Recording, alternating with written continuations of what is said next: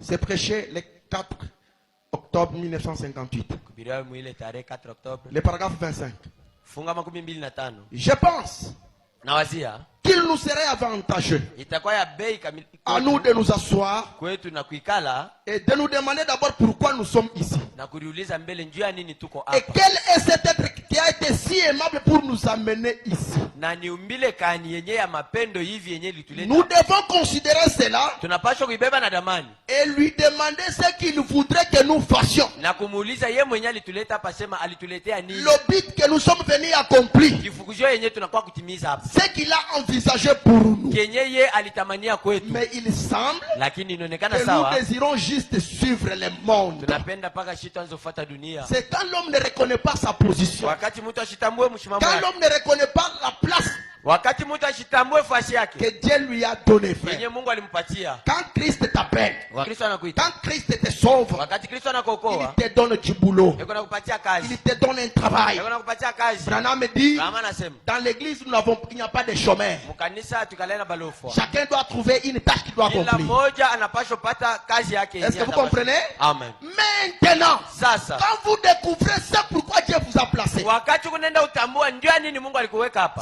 vous découvrez votre place et que vous vous attachez à cette place-là aussi loyalement possible, alors Branham dit vous aurez du succès. Ce n'est pas quelqu'un qui imite les autres, mais quelqu'un qui est singulier à son genre. Parce que chacun de nous, il a des particularités propres à lui. Amen. Même la place que tu dois assumer, qui est particulier à toi-même. C'est pourquoi Branham dit, je ne peux pas prêcher comme frère Joseph. Même frère Joseph, il ne peut pas prêcher comme moi. C'est comme Dieu nous a créés. Nous là, nous sommes des gens qui sont des raboucheries, des boutons. C'est ce que Dieu nous a fait. Oui, moi-même je l'ai dit pour que vous ne m'insultiez pas. Je suis chez Dieu. Est-ce qu'on est ensemble? Mais il y a des gens élancés. Donc c'est un Dieu de variété. Il a créé des collines, il a créé des montagnes, il a créé des petites collines. Est-ce que nous sommes ensemble? Et il a fait toutes ces choses au bon plaisir de sa volonté. C'est-à-dire comme il le voulait. Mais ce qui crée des problèmes, c'est quand tout le monde veut travailler de la même manière. Non, qui est particulier. Est-ce qu'on me donne un amen? Quand tu découvres ta place là, qui est particulier, personne d'autre n'osera assumer cette tâche là. Et laisse-moi te dire, quand tu vas fuir, Abraham dit, tu vas te créer toi-même des ennuis. Et tu crées des ennuis à Dieu. C'est quand tu cherches quelqu'un qui suffit au numéro 9, il te voit toi. Mais toi là, un fuyard. Et aussi longtemps que tu fuis, Abraham dit, tu crées des ennuis à Dieu et à toi-même. Donnez-moi un amen bien. Amen. Quand tu fuis, tu crées des ennuis à toi-même et tu crées des ennuis à Dieu. Frère, si Dieu t'a révélé ce qu'il faut pour lui, n'ose pas fuir. Branham dit, regardez Moïse avec un appel dans sa vie. Il a fui, il est allé dans le désert. Et là il est allé se marier à Sephora. Il a engendré un enfant, un homme, avec l'appel de Dieu dans sa vie. Cela lui a créé des problèmes. Et même le programme de Dieu était arrêté à ce temps-là. Parce que l'homme qui suffisait à la place qu'il fallait était en train de fuir. Dieu souffrait jusqu'à ce qu'il l'a contraint. Et quand il l'a contraint, c'est alors qu'il est allé. Frère Branham me dit, quand vous avez un appel de Dieu dans votre vie et que vous fuyez, Branham me dit, vous serez malheureux jusqu'à ce que vous reviendrez à cette tâche-là. Est-ce qu'on me donne un amen bien? Amen.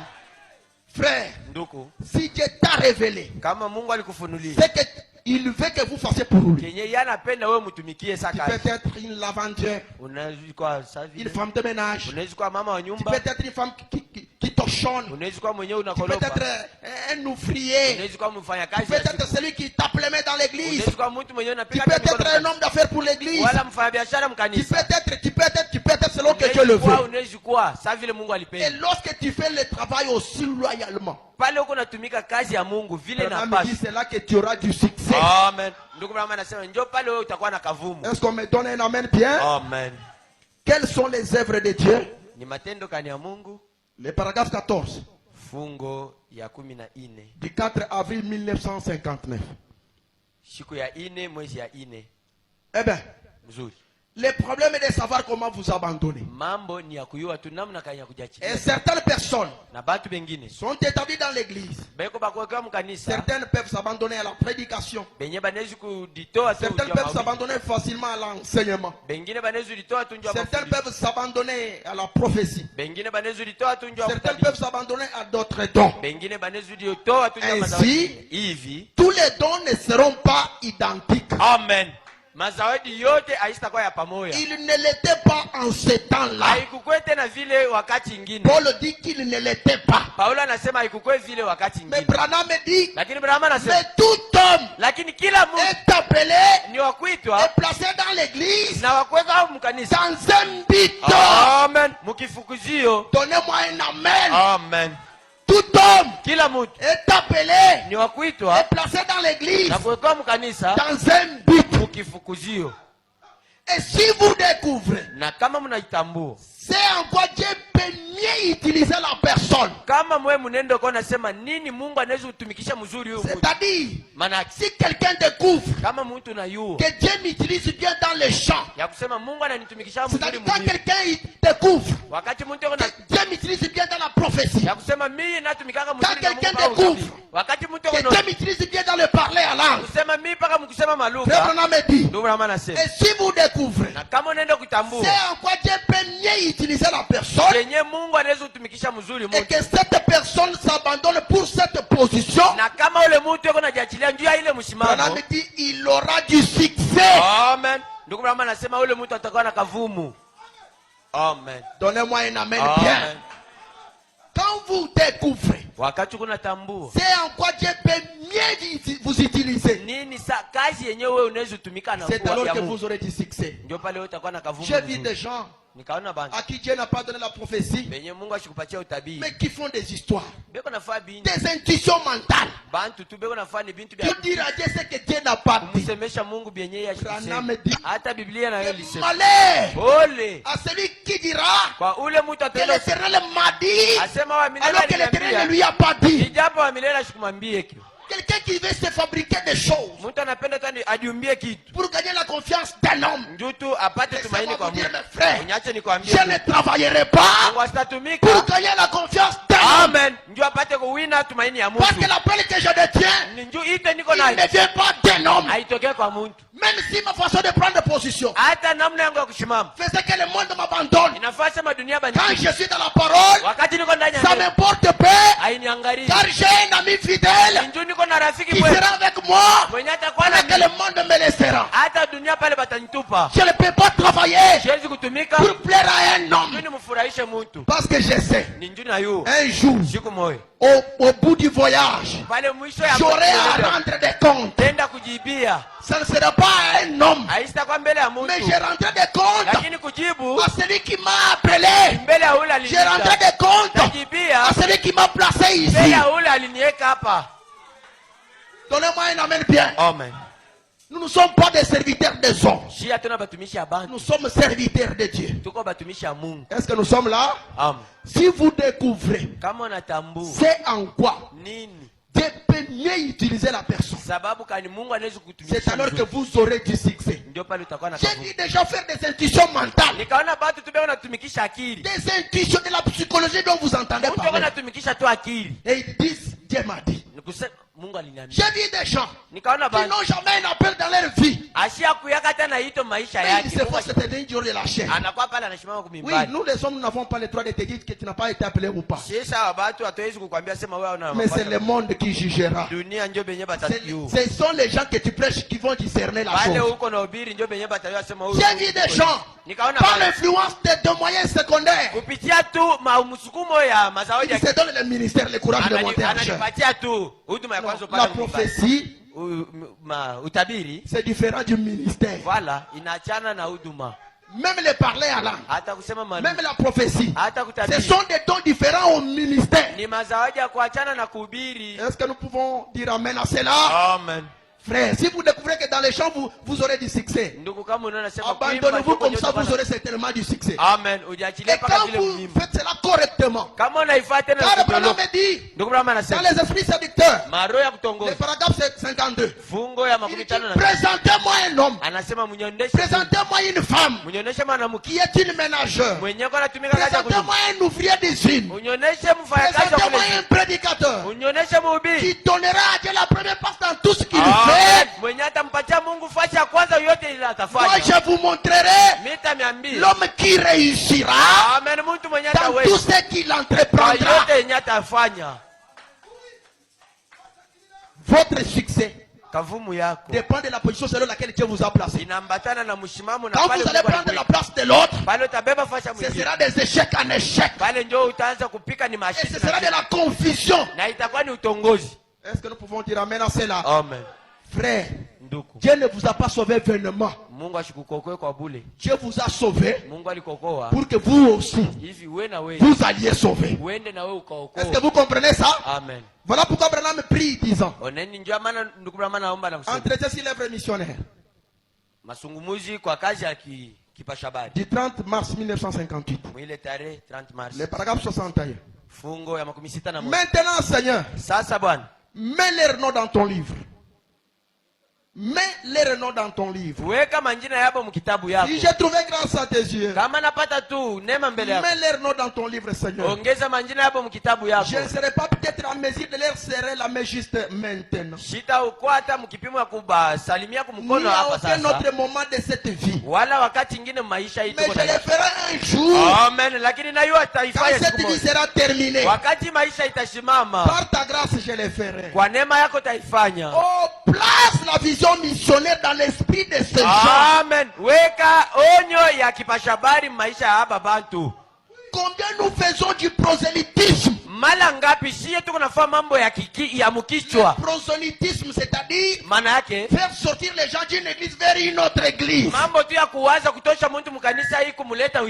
Combien nous faisons du prosélytisme?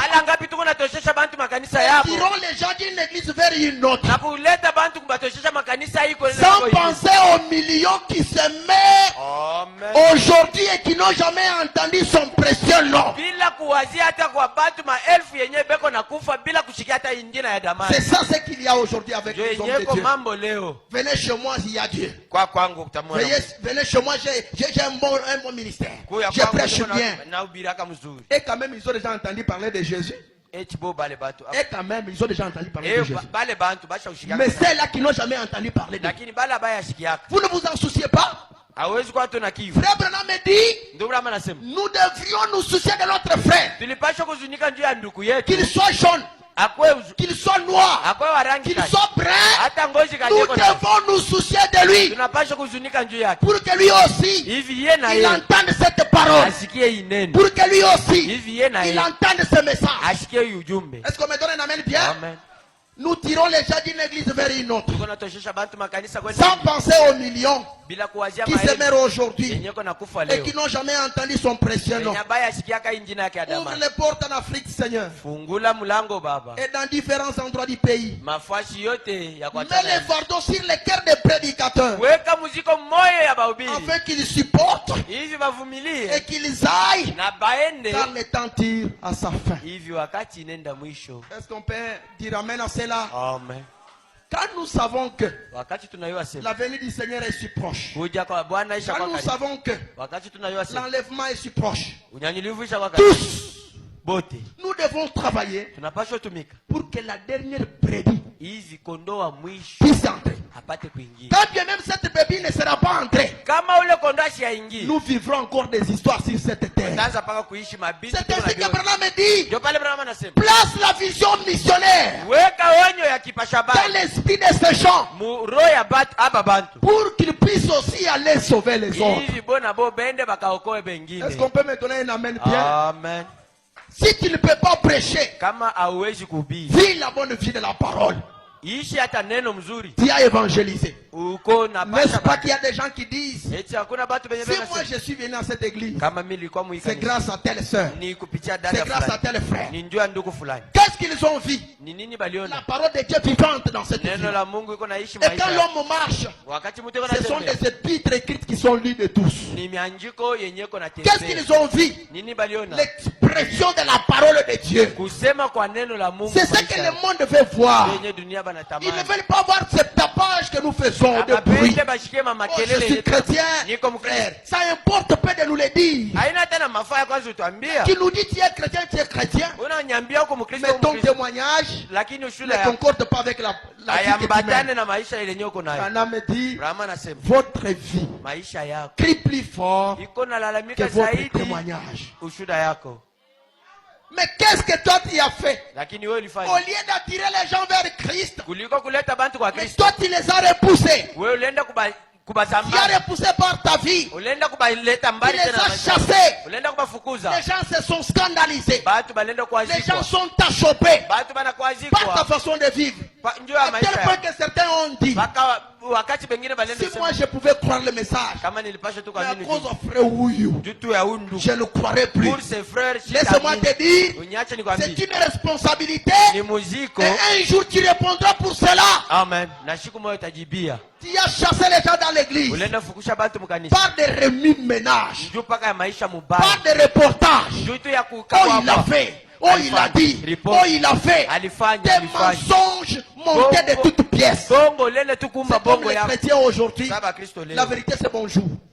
La vérité, c'est seulement bonjour. Mais quand quelqu'un vous dit quelque chose, vous ne le croirez plus. Pourquoi? C'est quelqu'un qui est facile au mensonge. Et cette vie-là, les païens ont dit, ça importe peu d'aller dans le message. Mais qui se disent croyants du message, vivent de la même manière que nous. Qu'est-ce que nous devons leur faire? Alors que la Bible dit, nous sommes une ville qui est placée au-dessus de la montagne, dont tout le monde contemple le regard. Les yeux du monde sont fixés sur vous. La moindre erreur que vous puissiez faire, vous, c'est connu de tous. Pourquoi? Ils savent que vous avez la vraie chose. Ils savent que vous avez la chose authentique. C'est ainsi que la moindre faute que vous puissiez faire, c'est divulguer partout. Frère, comprenez c'est pourquoi Dieu vous a appelé ici. Comprenez c'est pourquoi vous venez à l'église. Vous n'iriez pas dire à Dieu, Seigneur, quand tu m'as envoyé, j'ai étudié, j'ai fait l'université. Seigneur, quand tu m'as envoyé, j'ai construit des villas. Quand tu m'as envoyé, j'ai payé des parcelles. J'ai payé ceci et cela. Est-ce que je peux dire quelque chose? Frère Branham me dit, la vraie valeur, la valeur durable, la vraie valeur et la valeur durable consiste à gagner des âmes. Amen. Parce que l'argent disparaîtra, les maisons disparaîtront, mais une seule âme de gagner. Quand il y aura une éternité, ton nom sera associé à cette âme. Amen. C'est cela de la vraie valeur. Ce n'est pas ce que nous faisons. Nous faisons des programmes dans lesquels Christ n'y est pas. Nous faisons des programmes dans lesquels Dieu n'a pas d'intérêt. Pourquoi? Nous ne reconnaissons pas son grand amour qu'il a fait pour nous. Frère, si réellement l'amour de Christ était en nous, et que nous voyons les gens qui passent, nous les critiquons, nous, qui nous disons avoir l'amour de Christ. Frère Branham dit, qui vous dit que cette prostituée-là ne peut pas être sauvée? Qui vous dit qu'elle ne peut pas être sauvée? Pendant qu'elle vit, il y a encore de l'espoir. Est-ce qu'on me donne un amen? Amen. Parce que rappelez-vous, ces brigands à la croix, amen, à quelques instants de sa mort, il a reconnu qui était Jésus. Et cela a changé toute sa vie. Oui, oui. Il y a de l'espoir pour ceux qui vivent. Ils peuvent aussi être sauvés. Mais par quel canal? C'est vous qui devez aller leur dire que nous avons rencontré un sauveur. Est-ce qu'on me donne un amen bien? Est-ce qu'on me donne un amen bien? Frère Branham me dit, le message ne doit pas se taire. Il doit être transmis à quelqu'un d'autre. Donnez-moi un amen bien. Amen. Mais vous avez de l'égoïsme. Vous avez pris ça, vous avez caché pour vous-même. Branham dit ceci. Je suis en train d'aller, avant-dernière citation pour terminer. Les 7 noms composés de Jéhovah. C'est prêché le 20 janvier 1955. Le paragraphe 22. Frère Branham dit, ce serait de l'égoïsme si le cœur d'un homme n'aspire pas à sauver son frère. Est-ce que quelqu'un aime Branham ici? Moi je ne fais pas de commentaires, je lis.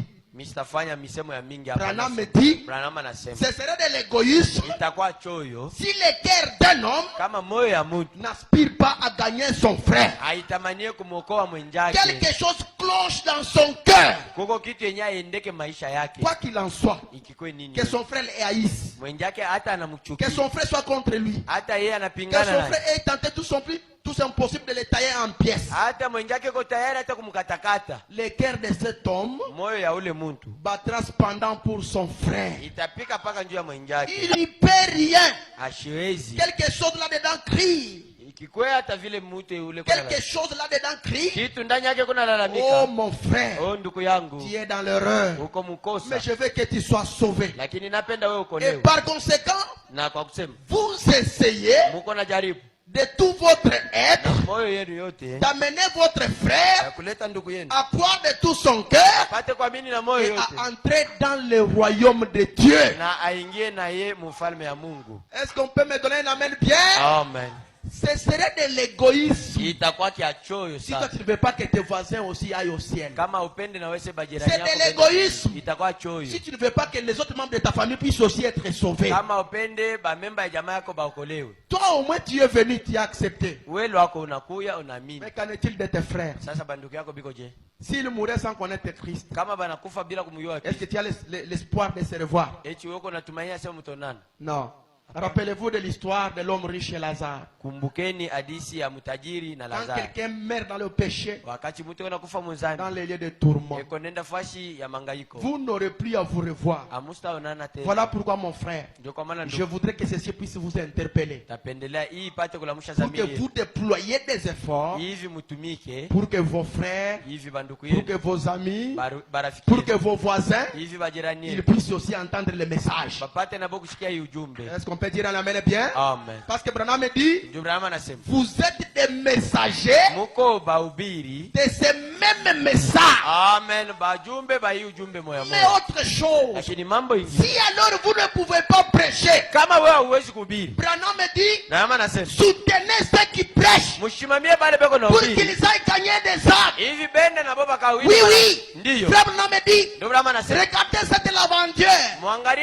Cette femme avait un message dans le cœur. Elle voulait que ce message-là puisse être transmis à quelqu'un d'autre. Mais elle n'était pas une femme prédicateur. Branham dit, elle a économisé un peu d'argent. Elle a loué une vieille écurie. Elle a fait appel au prédicateur. Quand le prédicateur est venu, il a prêché la parole. Il a prêché la parole. Et à la fin, on a gagné une seule personne. Qui était-ce? Dwight Moody. Dwight Moody. Branham dit, c'est Dwight Moody. Plus tard, il est devenu un prédicateur et il a gagné un demi-million d'âmes à Christ. Et Branham dit, derrière chaque âme que Moody a gagné, il y a le nom de cette femme-là. Donnez-moi un amen bien. Amen. Si toi tu ne peux pas prêcher, soutiens ceux qui prêchent. Est-ce que je peux dire quelque chose? Branham me dit, même si toi tu ne peux pas aller, mets les mains dans les poches, paye pour ce que Dieu a appelé à partir. Et tu t'amènes ce Branham. Combien d'âmes tu as amené à Christ depuis que toi tu es devenu chrétien? Oh, je suis croyant du message. Oh, frère, vous savez que c'est nous. Mais la question c'est, combien tu as amené? Frère Branham dit ceci. Dans le message, il y a un prophète qui rugit. Prêché le 25 novembre 1956. Le paragraphe 34. Écoutez les regrets de William Branham. Est-ce que nous sommes ensemble? Est-ce que nous sommes ensemble? Amen. Écoutez les regrets de frère Branham. J'ai considéré des occasions que j'ai manquées à cause des choses insignifiantes, des petites choses sans importance. Les occasions que Branham a manquées à cause des petites choses sans valeur. Et en tant que ministre de l'évangile, Branham dit, j'ai honte de moi-même devant vous. Je me répands devant Dieu. Et je lui demande de me pardonner. Je demande aussi à l'église de me pardonner d'avoir été si lent concernant l'œuvre de Dieu. Par la grâce de Dieu et par l'aide de Dieu, je n'écouterai pas ce que tout le monde essaie de vous dire ce que vous devez faire. Ils ont un programme. Ils ont quelque chose à vous faire faire. Branham me dit, c'est absurde. Je connais le programme de Dieu. Il est écrit ici dans la Bible. Et j'ai honte de moi-même en tant que ministre de l'évangile. 1 million d'âmes de gagner. J'ai seulement gagné 1 million. Je devrais en gagner 10 millions. Je suis très loin en arrière. Est-ce que nous sommes ensemble? Branham a le regret d'avoir gagné 1 million. Il dit, je demande à Dieu de me pardonner. Et à l'église aussi de me pardonner. D'avoir été paresseux. Parce que j'ai manqué de faire ça à cause des choses sans valeur. Il dit, j'ai honte de moi-même. Je devrais en gagner 10 millions. Je suis très loin en arrière. Il pose la question. Qu'en est-il de vous? Combien d'âmes avez-vous gagné depuis que vous êtes venu à Christ? Le christianisme se transmet d'une personne à l'autre. Combien d'âmes avez-vous gagné depuis que vous êtes chrétien? Si vous n'avez pas gagné d'âme, Branham dit, vous êtes coupable. Vous êtes stérile. Est-ce qu'on peut mettre un amen bien? Vous êtes non seulement coupable, mais vous êtes aussi stérile. Et puis, vous avez jeté l'opprobre sur l'église et sur l'évangile. Est-ce que nous sommes ensemble? Amen. Quand tu n'as pas gagné, pas même une seule âme, sache que depuis la partie de ce soir, tu es d'abord coupable, tu es ensuite stérile, et enfin, tu as jeté l'opprobre sur l'église Emmanuel et sur l'évangile de Jésus-Christ. Branham me dit, combien de personnes avez-vous invité à la réunion de mercredi soir? Si vous ne le faites pas, vous devez avoir honte de vous-même devant Christ.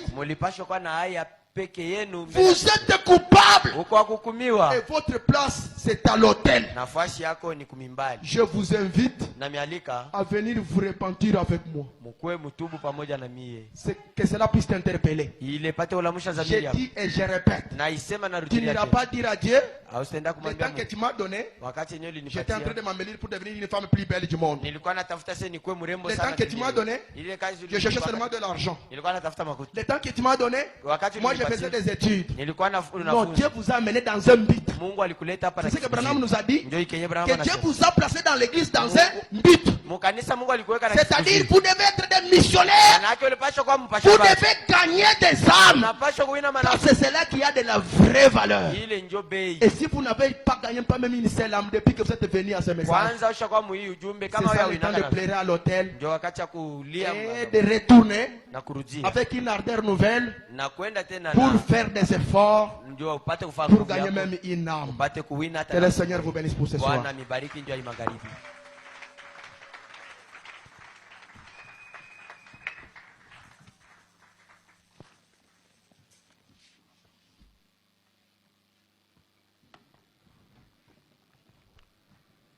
Que Dieu vous bénisse très riche.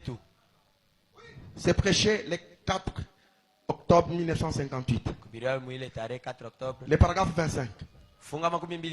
Je pense qu'il nous serait avantageux à nous de nous asseoir et de nous demander d'abord pourquoi nous sommes ici. Et quel est cet être qui a été si aimable pour nous amener ici? Nous devons considérer cela et lui demander ce qu'il voudrait que nous fassions. Le but que nous sommes venus accomplir, ce qu'il a envisagé pour nous. Mais il semble que nous désirons juste suivre le monde. C'est quand l'homme ne reconnaît pas sa position, quand l'homme ne reconnaît pas la place